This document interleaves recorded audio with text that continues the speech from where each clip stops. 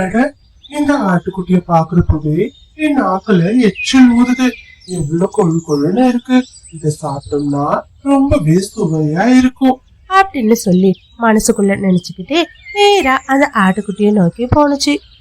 மெதுவா ஆட்டுக்குட்டி கிட்ட போய் நல்லவன் போல பேச ஆரம்பிச்சுச்சு. ஏய், இங்க பாரு தந்திர ஓனாயே, நீ யாருன்னு எனக்கு நல்லாவே தெரியும்.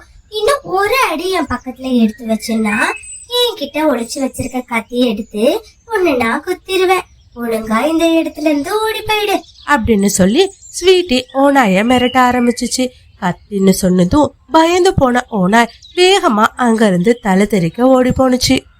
மீனு, இன்னைக்கு அந்த ஓனாய் என்ன பாத்துருச்சு. என்ன சாப்பிடுறதுக்காக அது திட்டம் போட்டு என் பக்கத்துல வந்தது.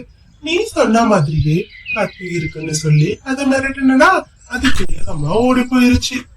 இங்க பாரு ஸ்வீட்டி, இனிமே நீ ரொம்பவே பாதுகாப்பா இருக்கணும். காட்டுல தூரமா போயிடாத, ஏன்னா அந்த ஓனாய் ரொம்பவே மோசமானது. இந்த மாதிரி சொல்லி ஸ்வீட்டிய பாதுகாப்பா இருக்க சொல்லி மீனும் எச்சரிச்சா. மறுநாள் காலையில பொழுதும் விடிஞ்சு. இனிமேலும் அந்த ஆட்டுக்குட்டியை சாப்பிடுறதுக்கு நாம மட்டும் முயற்சி பண்ணினா அது பத்தாது. கண்டிப்பா நம்ம கூட யாரையாச்சும் கூட்டு சேர்த்துக்கணும். அப்பதான் அந்த ஆட்டுக்குட்டியை நம்ம சாப்பிட முடியும். இல்லைன்னா அது நம்மள பார்த்தாலே தப்பிச்சு ஓடிடும். காலையில பொழுதும் விடிஞ்சிச்சு. ஸ்வீட்டி, இங்க இருந்து கிழக்கு பக்கமா போனீங்கன்னா அங்க ஒரு புதருக்கு பக்கத்துல பசுமையான நுனி புட்கள் இருக்கு. அதை நீ சாப்பிட்டுட்டு வா. அது வரைக்கும் குழந்தைய நான் பாத்துக்கிறேன் அப்படின்னு சொல்லி ஸ்வீட்டிய மீனும் அனுப்பி வச்சா. நேரா அந்த புதருக்கு பக்கத்துல போன ஆட்டுக்குட்டி அந்த புற்களை ரசிச்சு ருசிச்சு சாப்பிட்டுட்டு இருந்துச்சு. இது எல்லாத்தையும் தூரத்துல இருந்து பார்த்த காகங்கள் 2 பேரும் நேரா ஆட்டுக்குட்டி கிட்ட வந்து இப்படி பேச ஆரம்பிச்சாங்க. ஹாய் ஸ்வீட்டி, நாங்க தான் உன்னோட பக்கத்து வீட்டுக்காரவங்க. ஆமா, இவ்ளோ அழகா இருக்கிற நீ எதுக்காக வீட்டை விட்டே வெளியில வர்றதில்ல? உன்னை பாக்கணுங்கிறதுக்காக நாங்க எத்தனை தடவை முயற்சி பண்ணிருக்கோம் தெரியுமா? ஆனா ஒரு தடவை கூட உன்னோட அழக நாங்க முழுசா பார்த்ததில்ல. உன்னை பாக்குறதுக்கு வானத்துல இருந்து இறங்கி வந்த தேவதை மாதிரி இருக்க. உன்ன மாதிரி ஒரு பேரழகிய இந்த காட்டுல நாங்க பார்த்ததே கிடையாது. இத கேட்ட ஆட்டுக்குட்டிக்கு மனசுல அப்படியே பட்டாம்பூச்சி பறக்கிற மாதிரி இருந்துச்சு. என்ன சொல்றீங்க காகங்களா? என்னை விட அழகு யாருமே இல்லையா? அட, நாங்க எதுக்காக போய் சொல்ல போறோம்? நீ வேணும்னா கண்ணாடிய வாங்கி உன்னோட அழக பாரு, எவ்வளவு அழகுன்னு. அதுக்கப்புறமா உனக்கு புரியும் அப்படின்னு சொல்லி 2 காகங்களுமா சேர்ந்து ஆட்டுக்குட்டியோட அழக பத்தி பெருமையா பேசினாங்க. ஆட்டுக்குட்டிக்கு தன்னோட அழக பத்தி பெருமையா சொன்னதும் காகங்கள் மேல ஒரு நல்ல புரிதல் வந்துச்சு.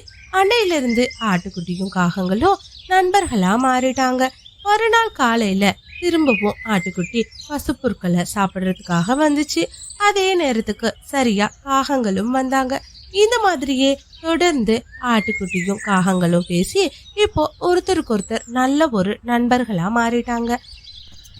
இங்க பாரு ஆட்டுக்குட்டி, உன்னோட மொத்த அழகையும் இந்த காட்டுல இருக்கிற மிருகங்கள் பாக்கணும்னு நாங்க ஆசைப்படுறோம். ஆனா நீ என்னடானா அந்த மீனு வீட்டுல இருந்து புல்ல சாப்பிடுறதுக்கு மட்டும்தான் வெளியில வர. தயவு செஞ்சு நீ அவ வீட்டுல இருந்து வெளியில வந்துரு.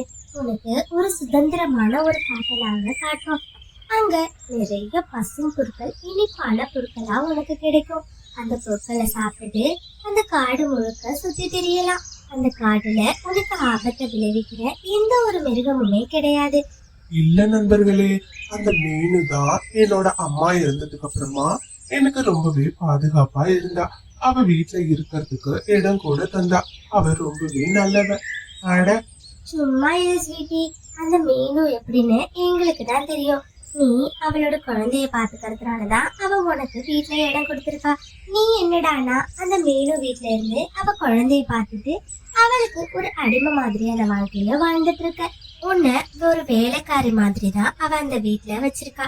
நீ தான் அவ மேல உண்மையான பாசத்தை வச்சிருக்க அப்படின்னு சொல்லி ஆட்டுக்குட்டியோட மனசுல விஷத்தை விதைக்க ஆரம்பிச்சாங்க. நீங்க சொன்னதுக்கு அப்புறம் தான் நான் ஒரு அடிமை வாழ்க்கை வாழ்றேங்கிறதே எனக்கு புரியுது. இது வரைக்கும் அந்த வாழ்க்கை தான் சொர்க்கம்னு நினைச்சு வாழ்ந்துட்டு இருந்தேன். ஆனா இப்பதான் தெரியுது, மீனும் அவளோட தேவைக்காக தான் என்ன வளர்த்துட்டு வந்திருக்கான்னு. இத்தனை நாள் வேணா உனக்கு யாரும் இல்லாம இருக்கலாம். ஆனா இப்பதான் உனக்கு நண்பர்களா நாங்க இருக்கோமே, அப்புறம் எதுக்கு உனக்கு கவலை? உனக்கு ஆட்சேபணம் இல்லைன்னா நீ எங்க கூடவே வந்து எங்களோட காட்டிலேயே தங்கிக்கலாம் அப்படின்னு சொல்லி காகங்கள் சொன்னாங்க. இதை கேட்டு ஆட்டுக்குட்டியும் ரொம்பவே சந்தோஷப்பட்டுச்சு. பொழுது விடிஞ்சதும் ஆட்டுக்குட்டி அதோட பொருட்கள் எல்லாம் எடுத்துட்டு வீட்ல இருந்து வெளியில கிளம்புனுச்சு. இத பார்த்த மீனும் இப்படி கேட்டா, ஸ்வீட்டி, என்னாச்சு? இங்க இருந்து உன்னோட பொருட்களை எடுத்துட்டு எங்க போய்கிட்டு இருக்க நீ? இங்க பாரு மீனு, இதுக்கு மேலயும் நான் இந்த வீட்டுல இருக்கிறதா இல்ல. என்னால இப்படி ஒரு அடிமை வாழ்க்கையெல்லாம் வாழ முடியாது. நீ உணவு தேடிட்டு போனதுக்கு அப்புறம் உன் பொண்ணை நான் பாத்துக்கணும். அதுக்கப்புறமா நீ சொல்ற இடத்துல போய் நான் கொஞ்சம் பொருட்களை மேய்ஞ்சிட்டு வரணும். இந்த வாழ்க்கையை வாழ்றதுக்கு எனக்கு துளியும் விருப்பம் இல்ல. இனிமே நான் சுதந்திரமா வாழணும்னு ஆசைப்படுறேன். தயவு செஞ்சு என்ன தடுக்காத அப்படின்னு ஆட்டுக்குட்டி ரொம்ப கோவமா பேசுச்சு. இங்க பாரு ஸ்வீட்டி, எதுக்காக இப்படி இவ்வளவு கோவப்பட்டு பேசுற? நான் உன்னை அப்படி என்ன அடிமைப்படுத்தி வச்சிருந்தேன்? உனக்கு தேவையான எல்லாத்தையும் செஞ்சேன். நீயும் என்னோட ஒரு சக தோழி மாதிரி தானே என் வீட்டுல இருந்த. ஆனாலும் உன் மனசுல இப்படி ஒரு எண்ணம் வந்துச்சு அப்படின்னு சொல்லி மீனும் அழுதா. இங்க பாரு மீனு, இந்த மாதிரி அழற வேலையெல்லாம் வச்சுக்காத. நான் மனசுல முடிவு பண்ணிட்டேன் இங்க இருந்து போறதுன்னு. தயவு செஞ்சு என்ன அழுது தடுக்காத. நான் இங்க இருந்து போறதுன்னு முடிவு பண்ணிட்டேன். என்ன போக விடு அப்படின்னு சொல்லி சொன்னான். இங்க பாரு ஸ்வீட்டி, நீ ரொம்பவே சின்ன குழந்தை. உனக்கு வெளி உலகத்தை பத்தி அவ்வளவா தெரியாது. வெளியில போனா கண்டிப்பா உனக்கு பெரிய மிருகங்களால ஆபத்து இருக்கு. தயவு செஞ்சு நான் சொல்றத கொஞ்சம் கேளு.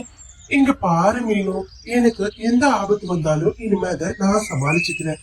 என்னால இனியும் ஒரு நாள் கூட இந்த அடிமைப்பட்ட வாழ்க்கைய வாழ முடியாது அப்படின்னு கோவமா சொல்லிட்டு அந்த இடத்துல இருந்து தன்னோட உடைமைகளை எடுத்துட்டு நேரா பக்கத்து காட்டை நோக்கி நடக்க ஆரம்பிச்சிச்சு.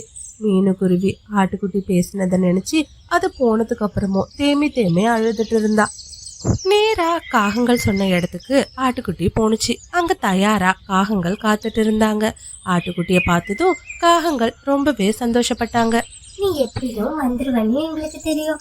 அதனாலதான் நீ தங்கறதுக்கு ஒரு அழகான வீட்டை நாங்க கட்டி வச்சிருக்கோம் அப்படின்னு சொல்லி மரத்து மேல இருக்க ஒரு அழகான வீட்டை காட்டினாங்க. அந்த வீடை பார்த்ததும் ஆட்டுக்குட்டிக்கு மனசுல அப்படி ஒரு சந்தோஷமா இருந்தது. நீ தினமும் புற்களை மேய்ஞ்சிட்டு இந்த இடத்துல வந்து ராத்திரி தூங்கிக்கலாம். இங்க உனக்கு தேவையான எல்லா வசதிகளையுமே நாங்க செஞ்சு வச்சிருக்கோம் அப்படின்னு காகங்கள் சொன்னாங்க. இதை கேட்ட ஆட்டுக்குட்டியும் ரொம்பவே சந்தோஷப்பட்டுச்சு.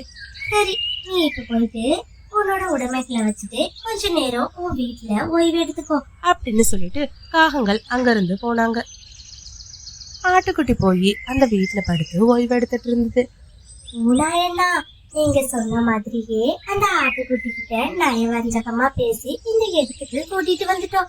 ஆட்டுக்குட்டி உங்களுக்காக அந்த வீட்டுல காத்துட்டு இருக்கு. வேகமா போய் நீங்க உங்களோட உணவை சாப்பிடுங்க அப்படின்னு சொன்னாங்க. இதை கேட்டு ஓனாயும் நாவில எச்சில் சுரக்க நேரா வீட்டுக்குள்ள போனுச்சு. தூங்கிட்டு இருந்த ஆட்டுக்குட்டியை பார்த்ததும் எச்சில் ஊற நேரா அது மேல தாவி குதிச்சிச்சு. பாவம், என்ன செய்யறதுன்னே தெரியாத ஆட்டுக்குட்டி அநியாயமா அந்த இடத்துலயே ஓனாய்க்கு இரையா மாறிடுச்சு. பிறகு காகங்கள் 2 பேரும் போயிட்டு ஓனாயோட தோட்டத்துல இருக்கிற சுவையான திராட்சை பழங்களை ருசிச்சு சாப்பிட்டாங்க. ஸ்டோரி பிடிச்சிருந்தா லைக் பண்ணிட்டு மறக்காம இந்த மாதிரி நிறைய ஸ்டோரிஸை பார்க்கறதுக்கு நம்மளோட சேனலையும் சப்ஸ்கிரைப் பண்ணுங்க. தேங்க்ஸ் ஃபார் வாட்சிங்.